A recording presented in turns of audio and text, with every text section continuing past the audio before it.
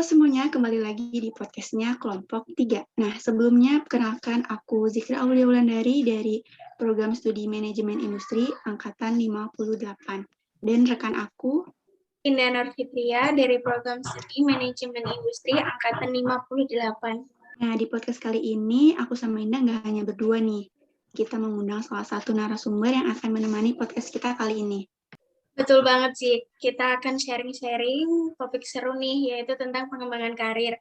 Mungkin langsung kita sapa aja nih. Halo Kak. Halo, Indah baik Kak. Halo Kak, apa kabar? Alhamdulillah baik, kalau kalian gimana kabarnya? Baik juga, Alhamdulillah. Alhamdulillah Kak, baik. Boleh nih Kak, memperkenalkan diri terlebih dahulu. Selamat siang semuanya. Kenalkan nama saya Nurul Fatimisa, biasa dipanggil Nurul, lulusan S1 Sarjana Psikologi dari Universitas Mercubuana.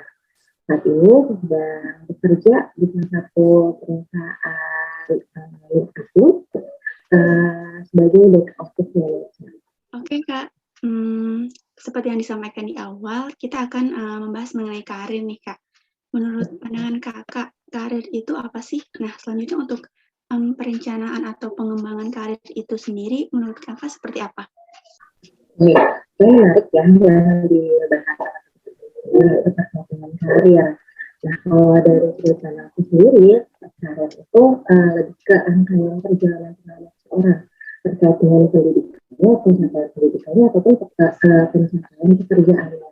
Nah, rangkaian ini tentunya membutuhkan waktu ya, dengan waktu tertentu, yang dimana meliputi proses itu baik pada pengembangan surat kerja, motivasi, nilai kerja, dan juga hak kepemimpinan. Dan kalau dari sudut pandang seperti itu terkait dengan karir. Selanjutnya itu terkait dengan perencanaan karir ya. Jadi kalau misalnya kita bahas tentang karir, pasti membahas juga tentang perencanaan. Nah, perencanaan karir ini lebih kepada persiapan seseorang atau persiapan individu terkait dengan karirnya, yang dimulai biasanya dari eksplorasi, terus perencanaan aktif sampai dengan pencapaian tujuan tersebut. Tujuan karir itu sebetulnya sampai mana itu adalah perencanaan karir. Dan kalau perencanaan karir ini sebetulnya bisa dilakukan secara individu maupun secara organisasi. Jadi ada perencanaan karir individu maupun organisasi. Gitu. Sebelum ke pertanyaan inti nih Kak, bisa lebih kenal lagi. Boleh nih Kakak ceritain tentang pendidikan dan pelatihan apa aja yang pernah Kakak peroleh selama ini? Oke, kalau pendidikan sih, tadi akhirnya aku tuh lulusan S1 Psikologi Universitas Mercubuana di Jakarta. Sebelumnya aku sekolah SMA-nya tuh ngambil kejuruan. Kejuruannya sebetulnya ngambil farmasi. Kalau terkait dengan pelatihan-pelatihan, mungkin lebih kepada pelatihan yang linear dengan posisi saat ini ya. Jadi kalau untuk pelatihannya itu pernah ikut pelatihan public speaking, juga ikut pelatihan alat-alat psikologi, dan juga terakhir itu ada pelatihan pelatih tempat kerja. Selain pelatihan-pelatihan juga, tentunya untuk upgrade ini kita tuh senantiasa ikut seminar-seminar ya terkait dengan KHRD-an seperti hubungan kerja, terus kayak hubungan kerja, ada hubungan industrial, dan juga hubungan undang-undang ketenaga kerjaan. Baik, dari yang Kakak sebutkan tadi, dari pengalaman yang Kakak dapatkan tadi di dunia pekerja yang Kakak miliki, pendidikan yang sebelumnya linear dengan pekerjaan yang Kakak jalanin. Lalu menurut Kak Nurul, ilmu pendidikan yang udah Kakak miliki sekarang, apakah udah teraplikasikan dengan tepat? Kalau di linear kerja, dengan posisi saat ini sebagai office manager ya cukup linear ya, karena sebagai office manager ini tujuan utamanya fungsi utama seorang office manager adalah memanage SDM. Tentunya kalau di psikologi juga kita belajar itu psikologi industri. Nah, di psikologi industri itu kita belajar terkait dengan bagaimana SDM-nya sebagai manusia. Jadi cukup linear gitu. Tapi kalau terkait lebih luas nih, apakah sudah teraplikasikan dengan baik? Nah, ini yang mungkin menurut saya belum sepenuhnya teraplikasikan dengan baik ya.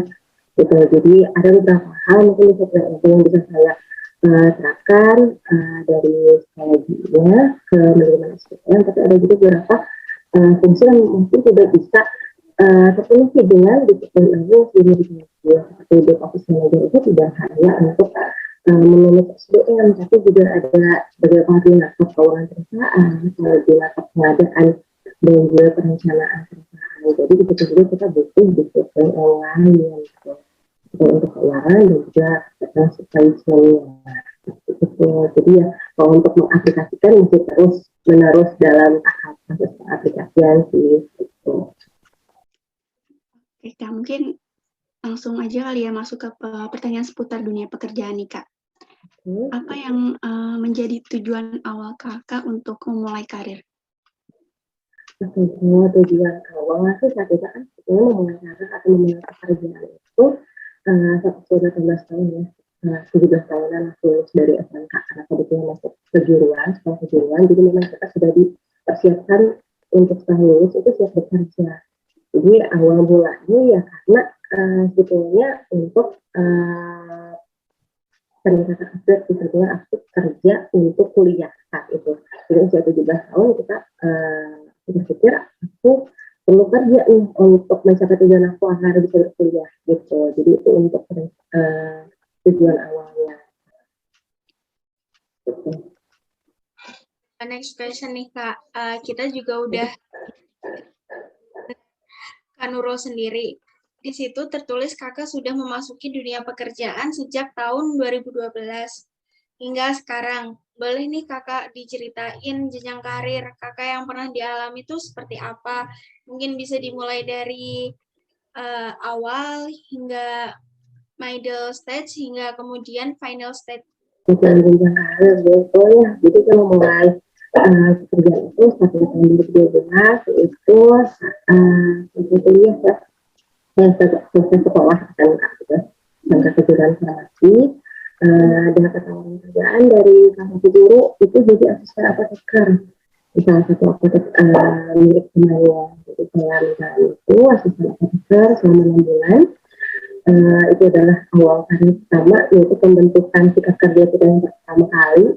Sudah dari situ, lalu setelahnya saya dapat pekerjaan di daerah sekarang di industri farmasi, masih melihat juga sama jurusan sekolah ya, itu sebagai quality control.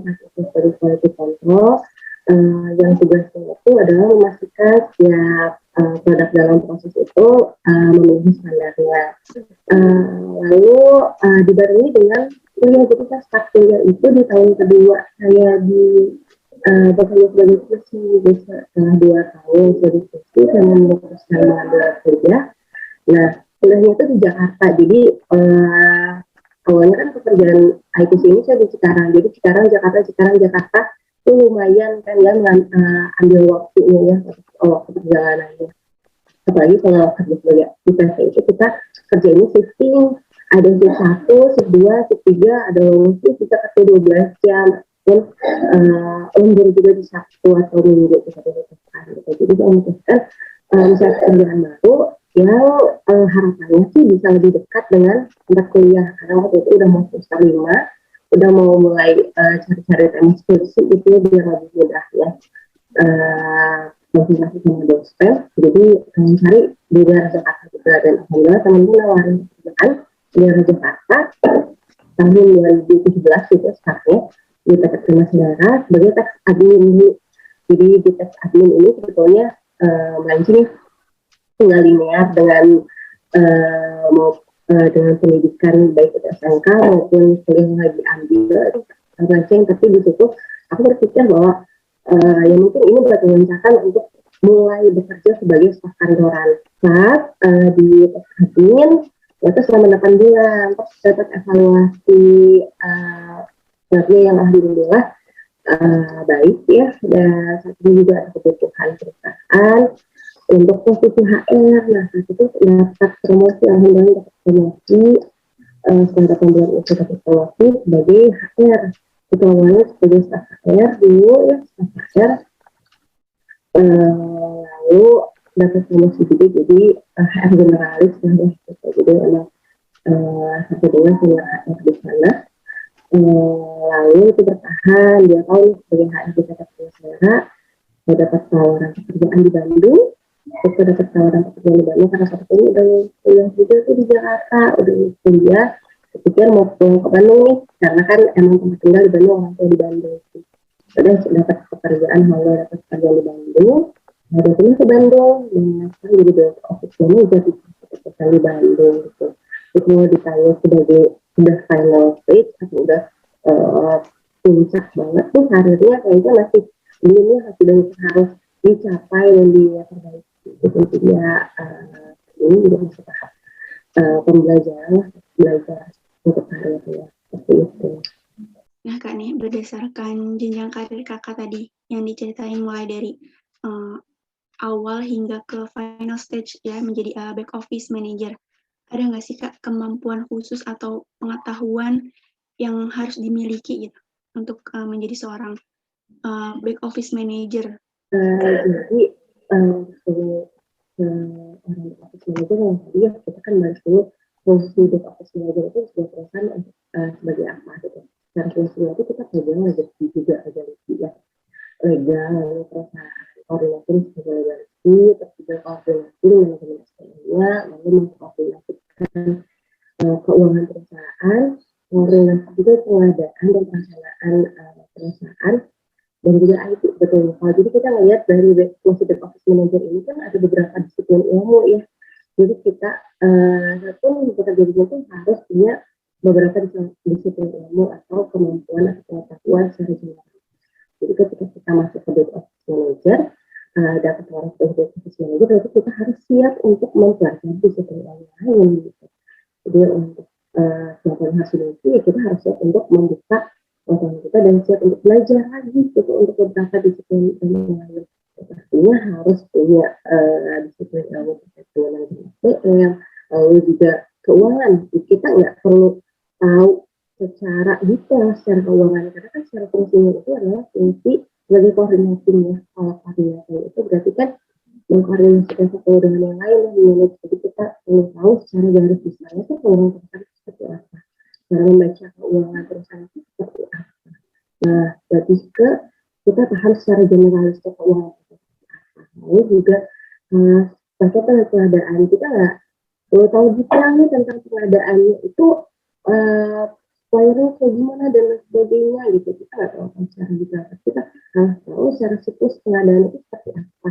Kapan kita harus melakukan pengadaan, saat stok kita ada berapa dan lain sebagainya, itu kita harus ketahui. Jadi sebagai office manager itu sebetulnya mengetahui secara general beberapa disiplin ilmu. Kita tentunya harus mengenal disiplin ilmu yang dibutuhkan secara general. Dan tentunya karena memang sudah masuk ke tahap manajerial, kemampuan khusus itu kita harus juga kemampuan khusus untuk pemimpinan itu ya, karena kan sudah ada tahap manajerial, bagaimana kita harus memimpin kita gitu ya. Itu juga kita harus fokuskan juga kemampuan komunikasi, karena secara mau nggak mau itu kita selalu dituntut untuk apa yang bisa kegiatan itu jadi komunikasi, lalu juga keuangan, keaslian ya, dan itu sudah saya untuk membuat sebagai belajar. Tentunya sih kita harus tetap mau belajar terus menerus, karena kan perkembangan ilmu itu berjalan terus, jadi jangan pernah berhenti gitu dan merasa cukup. Baik. Terus kalau untuk struktur perusahaan Kak Nurul saat ini, tahap dari yang menengah hingga puncak itu seperti apa Kak? Kalau dilihat dari jabatan Kakak sendiri. Jadi kalau dari jabatan ya, struktur perusahaan itu di tempat kerja staf awal itu berarti di kerja staf ya, non staf itu berarti dengan staf sampai dengan staf itu masih di awal. Lalu kita kenal ada head dari tempat itu ada head, itu ada namanya, dan yang ke itu mungkin di semi top ya, semi topnya sebelum sampai top itu ada manajer, dan yang terakhir itu ada ke direksi. Jadi kalau ada beberapa pegawai dari tempat itu yang memang secara kemampuan sudah mumpuni, lalu juga masa kerjanya sudah panjang dedikasinya tinggi sekali untuk perusahaan, dia tuh dapat kesempatan untuk berkarir di tahap sampai direksi, bukan sampai diberikan saham, itu sebagian saham dari perusahaan dan juga masuk ke tahap direksi. Jadi votingnya itu di direksi, semi voting itu di manajerial, itu ada manajer, baik itu manajer deposit manager, ada manajer marketing, ada juga manajer operasional gitu ya. Lalu untuk di modal itu di level head, kalau di kami itu nggak ada selesai, tapi maksudnya ke level head, itu di level head dan itu di awalnya mulai dari top, mulai dari staff, mulai dari staff. Di staff itu ada drafting, drafter dan juga desain engineer. Gitu. Oke nih Kak, yang kita ketahui kan dalam dunia pekerjaan itu pasti ada perpindahan jabatan ya Kak, seperti promosi atau demosi, transfer, mungkin resign. Nah yang pertama nih Kak, mengenai promosi. Apa saja sih syaratnya, tahapan, hingga ke benefit atau keuntungan dari promosi itu sendiri? Nah, apakah Kakak pernah di tahap tersebut? Boleh Kak diceritain pengalaman pribadinya? Nah, jadi terkait dengan promosi ya. Nah, kalau untuk secara syaratnya sendiri nih, seorang itu bisa dapat promosi itu kapan sih? Pastinya kalau dalam suatu organisasi kita akan memulai sesuatunya itu dari pertama adalah kebutuhan organisasi itu sendiri. Jadi akan ada promosi ketika memang ada kebutuhan dari organisasi. Kebutuhannya akan apa? Apakah itu terkait dengan posisi baru, gitu ya, ataupun kekosongan jabatan. Nah, ketika ada posisi baru atau kekosongan jabatan yang digunakan, itu akan bisa muncul dengan promosi. Lalu juga syaratnya itu adalah kemampuan yang memang mumpuni ya, untuk peningkatan level. Ketika ada ada penilaian yang memang sudah mumpuni untuk peningkatan level, ya berarti itu akan masuk ke tahap promosi. Dan juga ada beberapa perusahaan yang memang menilai masa kerja seseorang. Itu sudah dilihat masa kerjanya sudah dedikasi sudah tinggi ya, lama berlaku seperti di perusahaan. Ya.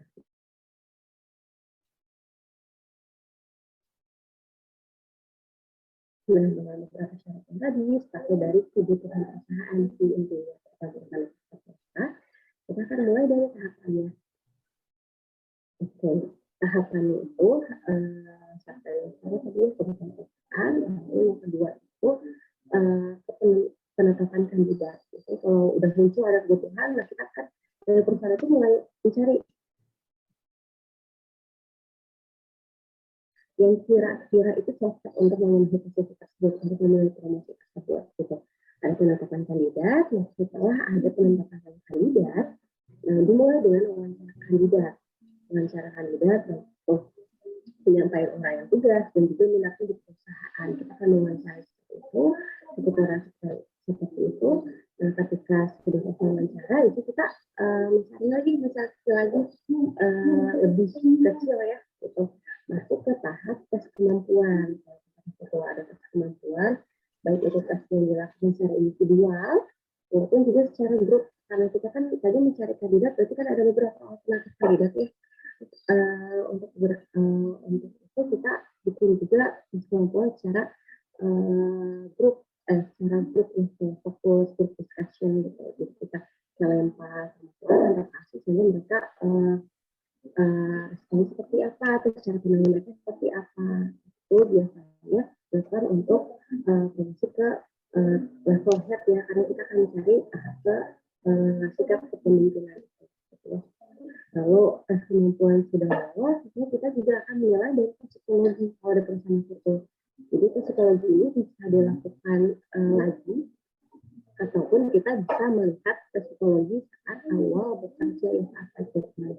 Itu kita biasa menilai kalau misalnya rekrutmennya itu kurang dari 2 tahun, itu kita suka based on psikologi yang terakhir, gitu ya, waktu rekrutmen. Tapi kalau misalnya ternyata rekrutmen sudah dilakukan itu lebih dari 2 tahun, mesti kita melakukan tes psikologi lagi. Gitu. Nah, setelah tes psikologi keluar, kan ada evaluasi dari user maupun manajerial untuk promosinya, seperti bagaimana, siapa penilaian, lalu bisa final decision-nya penetapan si A misalnya.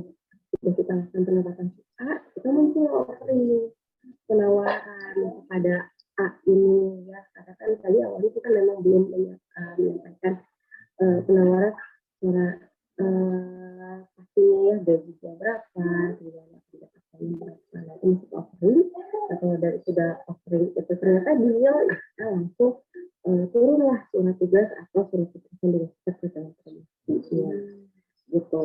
Dan nggak selesai sampai itu aja, nanti akan ada evaluasi, biasanya evaluasinya 3-6 bulan, supaya promosinya atau jabatannya sudah sesuai atau belum, itu terus dilakukan secara berkala dan terus. Jadi itu untuk pelaksanaan promosinya. Kalau ditanya benefit atau benefit untuk promosi, tentunya ya setiap peningkatan pasti ada benefitnya ya, baik itu secara gaji, ya gajinya biasanya akan ada peningkatan. Terus juga mungkin akan muncul tunjangan memang yang sesuai dengan jabatan. Mungkin awalnya dia sebagai staff, dia nggak punya tunjangan jabatan. Dia naik dipromosikan sebagai head, dia akan dapat tunjangan jabatan sebagai head. Ya, itu biasanya yang benefit yang didapatkan. Soal pengalaman pribadi sendiri, kalau pernah mengalami promosi, ya pernah ya tadi yang saya sampaikan di kata pemasaran, saya pernah dapat promosi dari admin ke HR ya, ke bagian HR. Tapi kalau untuk saya sendiri, saat itu saya hanya sampai ke tahap wawancara saja, jadi mulai dari kebutuhan muncul persoalan jabatan yang HR, terus mereka wawancara, menilai dari pendidikan atau pendidikan lalu penetapan untuk offering. Jadi kalau untuk secara tes kemampuan di situ saya tidak melalui tes kemampuan sih, lebih hanya pada wawancara gitu. Jadi mungkin mereka wawancara sama penilaian kerja selama 8 bulan gitu. Itu untuk perusahaan yang sekarang ya pernah menjalankan promosi ya, promosi untuk seseorang yang melalui tahap-tahapan yang tadi seperti tadi disampaikan. Oke nih Kak, kan tadi Kakak udah jelasin tentang promosi. Ini kalau untuk transfer karyawan, kriteria di perusahaan Kakak sendiri itu seperti apa sih? Transfer karyawan ini maksud mutasi ya? Oke, kalau untuk perusahaan yang saat ini bekerja, karena kita hanya punya satu cabang ya, punya satu kantor, jadi memang ada transfer karyawan mutasi dari cabang satu ke cabang lainnya. Tapi kalau secara pengalaman di PT Internasional dulu, karena memang bidang usahanya di restoran ya, saat itu di bidang usaha di restoran, kita punya beberapa cabang restoran. Nah, ada juga transfer karyawan mutasi antar cabang gitu. Tahapannya seperti apa ya, mulai dari kebutuhan perusahaan sih sebetulnya itu biasanya jelaskan kebutuhan perusahaan, ternyata di cabang A itu kita ada kebutuhan panggilan jabatan untuk level kasir misalnya, karena ada kasir yang harus kontrak atau sign dan sebagainya. Nah, seperti ke sana kita penetapan kandidat, kasir-kasir di cabang lain itu siapa aja, ataupun yang belum pernah punya jabatan kasir, tapi kita tahu nih si A itu punya bakat gitu ya, punya minat dan bakat atau kemampuan yang cocok untuk jabatan tersebut. Kita tentukan kandidatnya, kita lakukan wawancara. Kalau misalnya oke, nanti offering seperti apa, dia nanti langsung penempatan karir. Nah, kalau transfer antar cabang seperti itu. Kita lanjut ya Kak. Pelaksanaan demosi sendiri di perusahaan Kak Nurul itu seperti apa? Lalu apa aja sih yang menyebabkan karyawan tersebut didemosi oleh perusahaannya? Kebetulan untuk perusahaan saat ini pun saya belum pernah ada yang didemosi ya salah satunya bekerja gitu. Tapi kalau secara pengalaman itu pernah juga ada demosi ya, tahapannya seperti apa, dia mulai dari penilaian kerja. Jadi kalau tadi promosi itu dimulai dari kebutuhan perusahaan, itu dilihat dari si organisasinya ya. Tapi kalau untuk demosi ini kita lebih melihat dari secara ini kedua terlebih dahulu. Nah, kita melihat dari penilaian kerja. Ternyata secara penilaian kerja seorang itu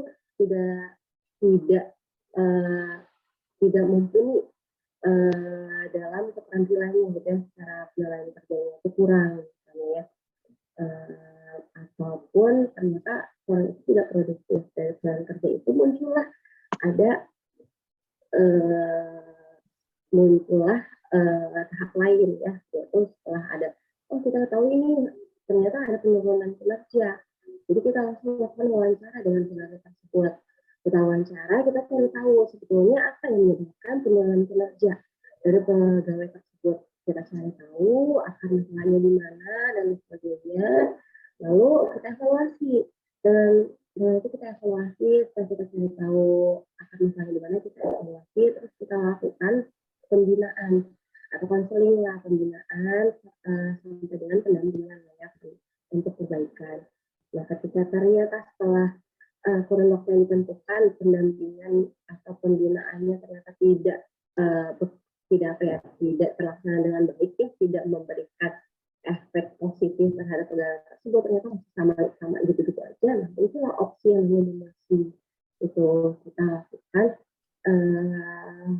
kepada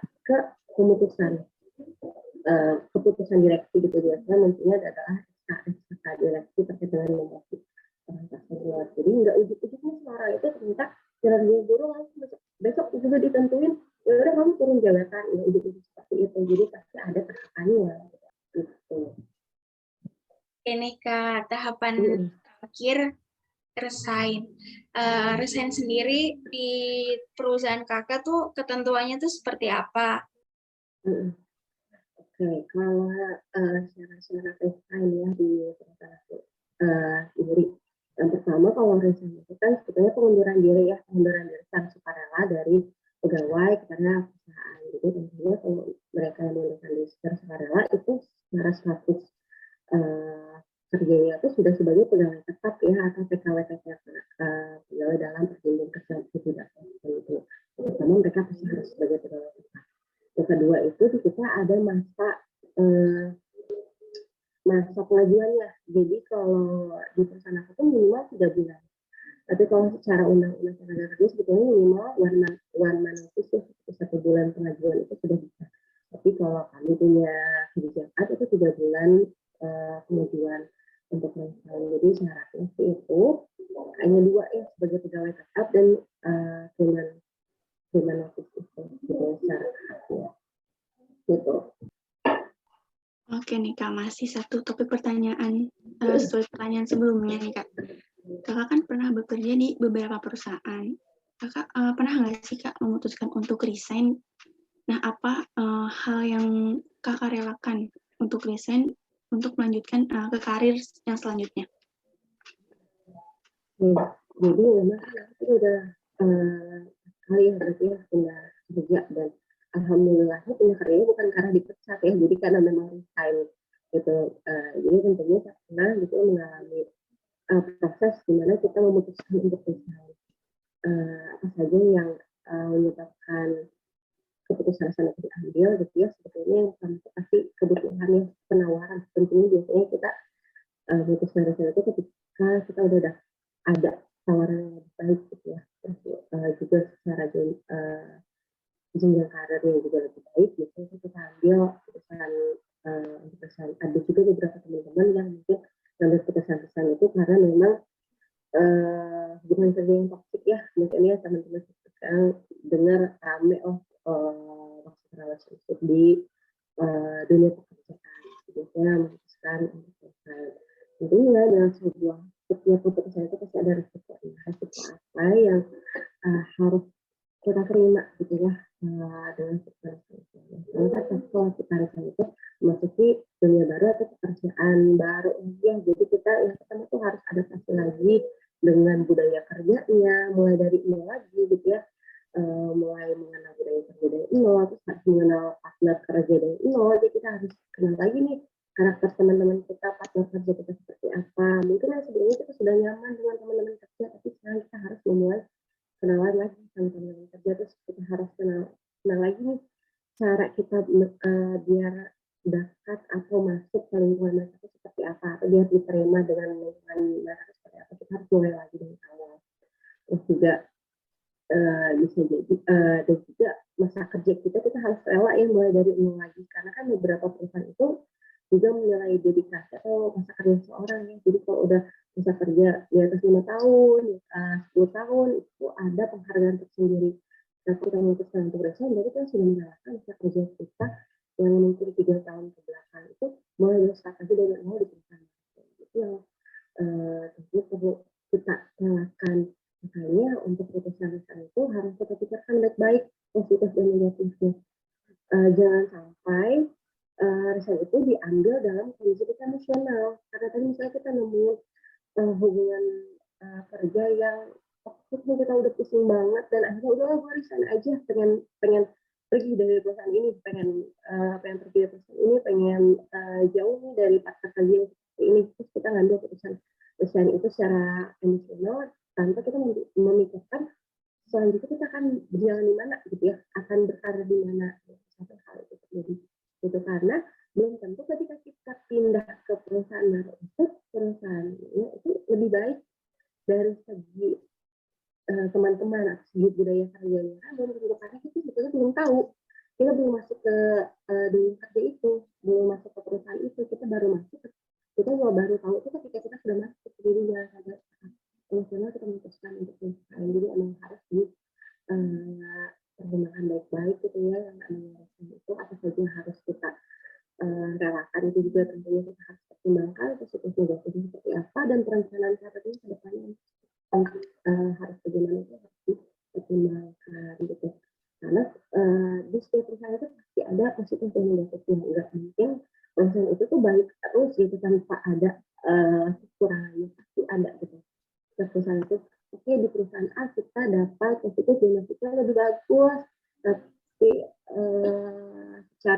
secara hubungan kerja ternyata teman-temannya apa ya, daya saingnya tinggi, jadi kita suka dibuat nyaman, akhirnya kita pindah ke perusahaan B. Tapi perusahaan B kita dapat teman yang baik, bikin kita nyaman, tapi mungkin secara gajinya itu di bawah si perusahaan A, jadi pasti akan terus menerus menemui hal itu. Jadi ya kita sebagai seorang yang ingin berkarir, kita harus siap apapun yang kita hadapi gitu aja. Wah, ternyata panjang juga ya Kak prosesnya, mulai dari masuk dunia karir tahap awal hingga menjadi seperti sekarang. Nah, kompetensi yang dimiliki juga banyak. Tadi juga ada beberapa pelatihan dan pendidikan yang harus dilakukan, dan mungkin juga itu menjadi salah satu penunjang ya Kak untuk mengawali karir. Nah, untuk yang terakhir nih Kak, menutup perbincangan kita kali ini, apakah ada saran juga pesan untuk kita nih sebagai mahasiswa yang akan melangkah ke dunia pekerjaan? Jadi misalnya tadi sudah banyak hal yang kita ceritakan ya, tadi pengalaman dari aku, mungkin kalian dapat menjalani pengalaman yang lebih baik dari aku ya, harapannya gitu ya, gitu ini bisa dapat untuk tips buat teman-teman nih dengan mahasiswa yang ingin memulai karirnya. Yang paling pertama itu yang harus dilakukan itu adalah mengenali diri kalian sendiri. Jadi kalian harus tahu diri kalian sendiri, kalian itu ingin seperti apa, yang kalian butuhkan itu seperti apa. Juga sebelumnya kalian ingin mencapai tujuan apa yang kalian capai. Kalian tuh harus penting banget untuk mengenal diri kalian sendiri. Selain mengenal diri kalian sendiri, nggak akan sampai tanpa mengenal lingkungan kalian. Sebetulnya kan, kita kalian juga harus tahu kebutuhan dunia sekitar itu seperti apa gitu. Jadi ketika kalian tahu kebutuhan dunia seperti apa, kalian akan tahu peluang-peluang apa yang akan dapat kalian kembangkan. Jadi harus pintar melihat peluang gitu. Peluang juga kalau nanti mungkin teman-teman mahasiswa kan akan ada proses pemagangan ya, proses magang. Nah, maksimalkan proses magang itu sebagai proses pertama kalian untuk mengenal budaya kerja, mengenal sikap kerja, lalu juga mengenal dunia kerja seperti apa, maksimalkan hal tersebut gitu ya, biar kalian pun siap nanti ke depannya ketika kalian masuk ke dunia nyata, masuk ke dunia kerja, kesehatan dunia kerja itu itu siap gitu ya, itu memaksimalkan pemagangan. Dan yang akhir itu yang sebetulnya banyak banget ya teman-teman, mungkin sekarang itu lebih banyak teman-teman yang berkarir itu melihat dari ajang gengsi ya gitu. Jadi berkarir itu mulai dari ajang gengsi. Menurut aku jadi banyak juga dalam menentukan awal karir sama kalian gitu. Contoh banget dengan nilai gengsi gitu ya, jadi sangat selektif. Nah, terus aku sebenarnya selektif itu suatu hal wajar, tapi adaptif itu lebih bijaksana. Jadi kalian boleh selektif, tapi dengan mengadaptasi atau menerima kesempatan yang kalian miliki di hadapan kalian, itu juga akan lebih bijak. Karena kalian tuh nggak tahu pengalaman apa atau pembelajaran atau pengetahuan apa keterampilan yang akan dapat kalian dapatkan itu sebelum kalian masuk. Jadi satu itu wajar, tapi adaptif itu pasti lebih bijaksana. Itu sih itu tetap semangat dan terus. Oke nih Kak, wah nggak terasa ya sudah lebih dari 30 menit. Semoga podcast kali ini dapat bermanfaat untuk kita semua. Yang sangat luar biasa. Sehat-sehat kan Nurul, dan atas kesempatan yang luar biasa untuk lagi. Terima kasih banyak Kak. Sama satu buat saya, semoga semuanya ya. Iya Kak, senang bisa bertemu dengan Kak Nurul. Oke Kak, see you, happy weekend. Terima kasih banyak atas waktunya. Ya, sama. Bye Kak.